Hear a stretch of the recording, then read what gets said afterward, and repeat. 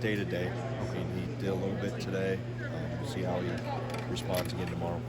Was it the back the way he got folded over? Yeah, he got Crushed. Speaking of your love for Taco Bell, he's kind of got tacoed up a little bit. Accordion, different than how I saw when it happened. But I think he feels better what I thought he would feel this time. Okay. You mentioned after the game the other night, like a guy like obviously Blackwell played well. Isaac, if Connor can't go, those guys you're confident that they can fill in as they did the first game. Yeah, I mean that's what we've always planned. The next guy has got to step up, and that's the benefit. You don't want to have injuries, but if something does happen, you got guys ready to go. What does a little bit look like? Did he sit out of anything? Yeah, he was just doing some mostly stuff with the trainer today. So he did some stuff this morning too in our shooting groups. See, Gus is back too. Has he been back for the last couple of practices? No, today's his first day back. Sure. Does that mean he's going to be technically active for the game? Technically active? He's going to be active for the game? Yeah, I guess whatever you call that. How much behind is he? I mean, because he had missed some time before we came in to watch some open practices. I mean, has he got a lot of ground to make up? Yeah, I think there's a lot of, just getting him back to practice, I think, is step one of what he's going through. So we'll just continue to take that day by day too. And now we're into game prep mode, so I've got a pretty good idea of who I'm going to have on the floor. We'll just keep walking forward with who's going right now and catch him up to speed as we can. We saw Friday. I don't know if you heard or not, but Tennessee comes to town. What do you expect to see from the For Volunteers? middle November. Right. They're good. I mean, 3 fifth-year guys. Picked to win the SEC. Obviously, Rick's done a really good job there. Muscovy, he landed in America the day we played in Knoxville 4 years ago, and James was a freshman. So a couple guys that James is the same age as Tyler. They were both true freshmen at the time. So, really good team. Number one in the country last year defensively. Have the look of a lot of the same components. A really good team. It's going to be a tremendous test for us. Second game of the year. We expect a big crowd to get you all fired up. That'll be. Yeah. That'll be. I mean, that's to have this type of game. These type of games don't happen in home and homes anymore. People, for whatever reason, don't play them. So between the one we have, with Tennessee and our annual one with Marquette, and Arizona. So I like those kind of old school home and home matchups. And this one lines up to be, you never know when you're scheduled them 6-7 years ago where each team's going to be. But for us, it's a good time to get extremely well tested for every day. last week we saw Chucky. I mean, this Monday we saw Chucky 6 assists. But another guy who was involved a lot in those pick and roll actions was Max Klesmit. What do you think he provides in those sets, and what do you like about him also having a little more of a role? I like his decision making. That's what I like. I mean, he's done a really good job of being patient off ball screens, understanding when to pinch defenders off, when to go to the rim, knows where his teammates are around him and what we're doing with spacing, and like I said, just has a good pace about it. It's coming off ball screens is not always, in fact, most of the time it's not coming 100 miles an hour. It's coming with some pace, and you're reading what's going on, and his ability to make the right decision has been really good. Another thing, talking The rest about of them don't have questions. Go ahead. Talking about, the different, rotations that you're going to play. Right. We've seen Steve and Tyler work a lot, and you've pushed it to the post a lot and tried to incorporate different actions out of the post. Do you also envision, the same amount that you had last year, even with the amount of pick and rolls that you're putting on, at least that we saw in the first game? Pushing it to the post and running. No, facilitating out of the post. It's a great playmaking position. That'll never change. I mean, that's when you have bigs that can pass like ours can.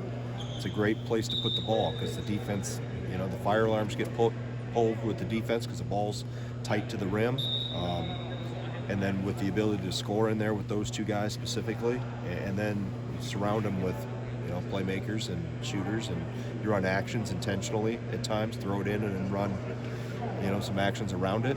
So I think there's a lot of different ways to set that up, but playing through the paint is priority number one. However we get it in there, trying to get the ball deep in the paint and play from there, whether it's at the rim or driving and kicking or kicking it out for shooters. We need to do that and keep doing more of it. Steven's distributing a lot of the high post with all the off-ball colors you have. Is that going to be a place that he's camping at times this year? Or? In the high post? Yeah. I mean, that's stuff we've worked, we've started to implement that probably four years ago. I started moving the post around a little bit, and so it's a little bit of the Princeton hybrid look. I think we had bigs that, I've thought we've had bigs that could pass and just spreads the floor a little bit more. So, put him where he does things the best. And, he makes really good decisions. He always has in his career here. Really good feel for the game at his size, doesn't get sped up or rattled. So it's a good weapon. Like I said, when you have bigs that can pass, specifically your 2 7-footers like Nolan and Steve can, it's a good combination to play, whether it's together or one backing up the other. He's obviously really comfortable taking it slow, backing it down, and low posting too. I mean, he's got great patience for. But when there's so much movement, like the game this past Monday, I mean, does that how can he fit both of those into one single game? There's a lot of off-ball cutting. There's so much fast pace. I think the biggest thing is just be patient. Take your time. Make sure you know what you see before you throw the ball. I think that's the one thing is when post players, the really good ones, have patience to them. They read it. They see what's coming. Is a double team coming? Is there traffic? Do I have to throw it over the top to a cutter? Can I drop it to the floor? Can I throw it out and repost and get myself deeper? Can I score? I mean, there's things that a post player goes through a checklist as they make decisions in there. And then again, trying to give him space too where he can score. So how do you spread the floor around him while they run that action, but not sit guys on top of him? You still want to let him operate if you can and get his own, baskets at the rim and shots at the rim. But it's a cat and mouse game a little bit with whether you're doing it intentionally to touch the post or you're doing it to create some action on the perimeter. There's a dose of both. I can't remember if you were asked this after the game, but about the press that you guys keep working on, did you see some things in there you can work with as you continue to move forward with that? Yeah, there's been some things I've liked, and I pulled it off mostly in the second half because of the fouls. We didn't need to pick up fouls 80 feet from the basket. We're fouling enough in the half court. We don't need to do more, but it's a work in progress, and I think it's something our guys have gotten better at, and we've worked on it quite a bit. So I think it's helped us at times, maybe not in huge bunches or been extremely noticeable, but I think it's something good to have in our toolbox. I think Blackwell is good in that role, however you use him when he's on the court in that role, just because of his energy and defense. Yeah, and his awareness and his defensive IQ is really good. I think they've all gotten better at it since we started really drilling it and breaking it down in June. And now we got to keep working on it, see where we can use it and where it's not applicable. Speaking about the press, with the depth that you guys have, having more guys, are you more comfortable using the press, knowing that you can substitute guys more often? Yeah, that's one of the reasons why we're doing it. So it is the depth, and I think this group has a chance to be effective with it. And talking about the fouls from the last game, do you think there's any inherent solution in trying to not necessarily be less physical, but just not draw the whistle as much? Be fundamentally more sound defensively, not leave our feet, not jump around, not get out of position, stay in a stance, things that are all correctable. Those are the reasons we got the fouls. It was because of what we were in the right position, didn't rotate, left our feet, all kinds of things that we talk about a lot not to do. They got to see why you don't do them. So. All right, thanks, Coach.